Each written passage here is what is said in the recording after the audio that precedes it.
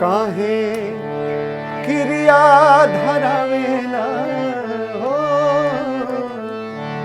काहे क्रिया धरावेला तू आन के तरे,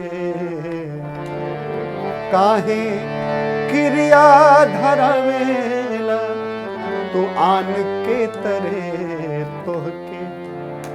तोहके पुतरी रखीला परान के तरे, तोहके पुतरी में रखीला परान के तरे। काहे क्रिया धरावेला ओ, काहे क्रिया धरावेला तू आन के तरे, तोहके पुतरी में रखीला परान के तरे, तोहके पुतरी में रखीला परान के तरे।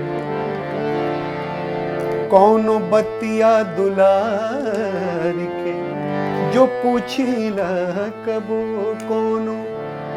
कौनो बतिया दुलार के जो पूछीला कबो, कौनो बतिया दुलार के जो पूछीला कबो, कौनो बतिया दुलार के जो पूछीला कबो,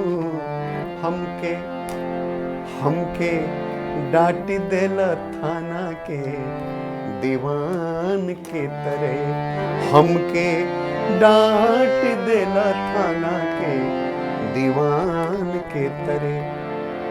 इसका एक और शेर सुनाता हूँ, राही जी का लिखा हुआ ये गीत है, गीत नुमा गजल है। राही रद्दी अखबार ऐसन जाने लगा मैं,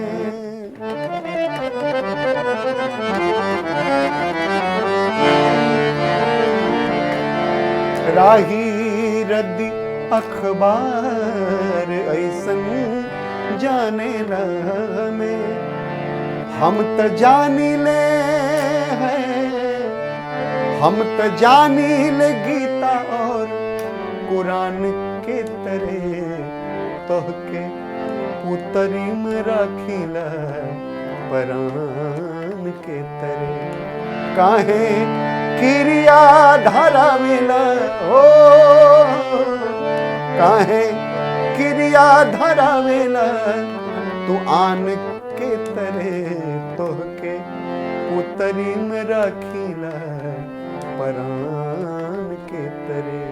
हाय परान के तरह, परान के तरह। कैसन लगल लिख के ज़रूर बताए। बहुत बहुत प्रणाम। हमार भोजपुरी स्वस्थ भोजपुरी, हम हैं कमलेश हरिपुरी। बहुत बहुत धन्यवाद।